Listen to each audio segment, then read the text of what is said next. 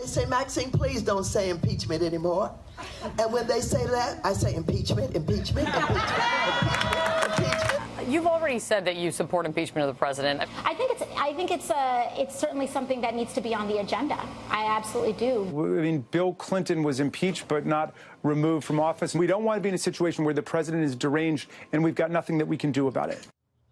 Well, the midterms are fast approaching, and some Democrats are having a tougher time hiding their obsession with impeachment.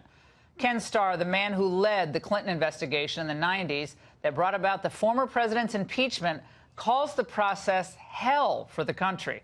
He's out with a new book today titled Contempt, a memoir of the Clinton investigation.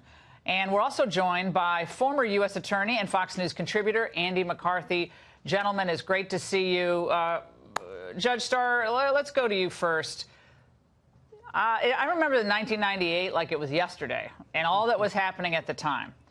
Bill Clinton at the time had about a 40% approval rating, 42%, mid-40s.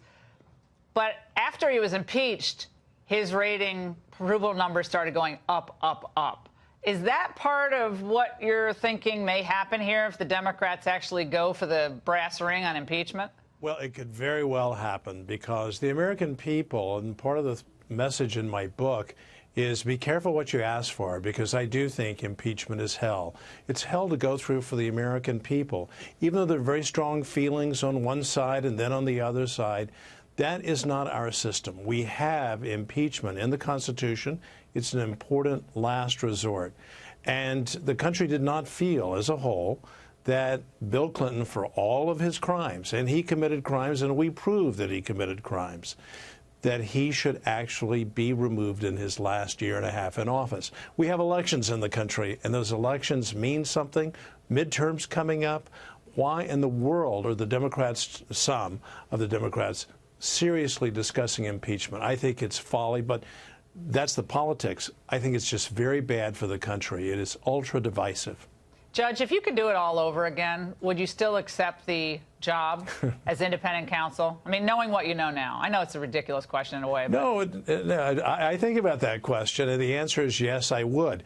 But I would not have made the second time around the blunders I made, especially dealing with the press, as I describe in the book. My decision to sit down with a real snake in the grass named Stephen Brill and to be interviewed by him, and for him then to completely distort what I had to say, and other journalists said that was a distortion because you were distorting what I had to say.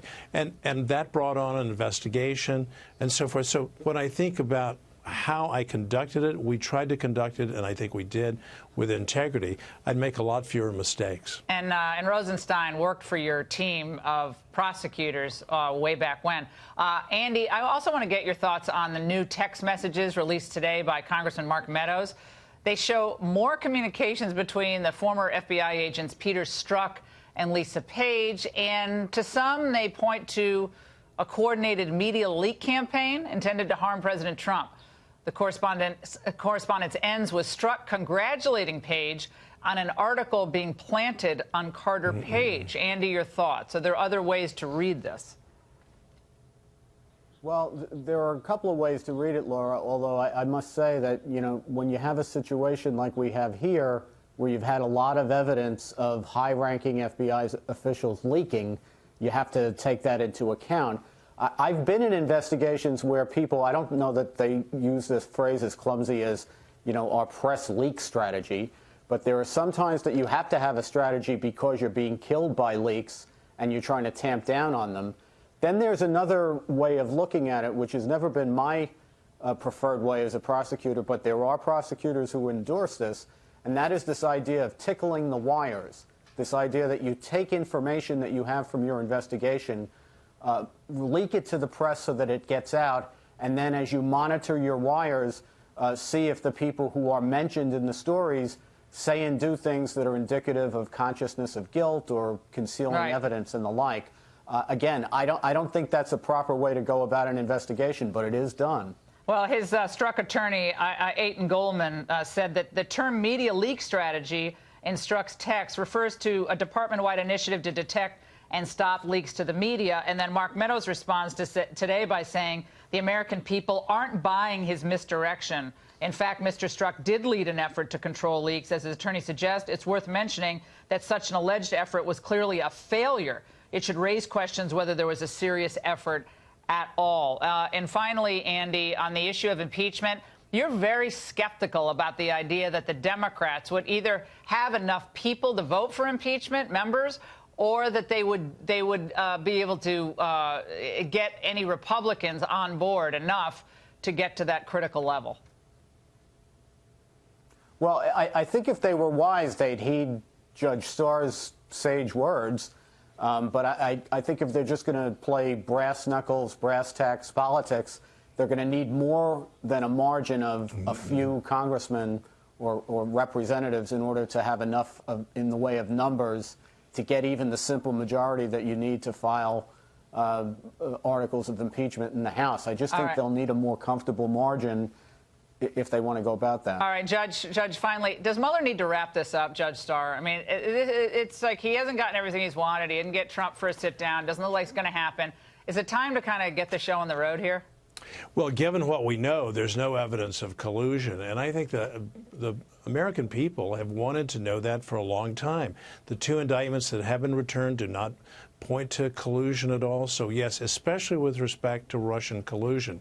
Now, there is another perspective, and that is we don't know what other assignments he's been given by the Deputy Attorney General Rod Rosenstein. So stay tuned. I'm going to say just a closing word on impeachment. As I describe in the book, 31 Democrats in the House of Representatives voted in favor of impeachment, and yet even with that, modest, but still, 31 is not nothing. 31 Democrats supporting, we see what eventually happened. There is another way, and I think that way needs to be discussed.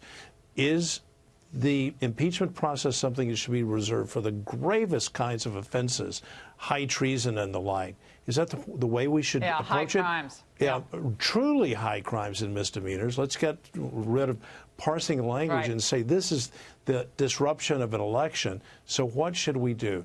And there was not a serious conversation with respect to a resolution of censure. We need to have that debate. All right, fantastic. Thank you, gentlemen.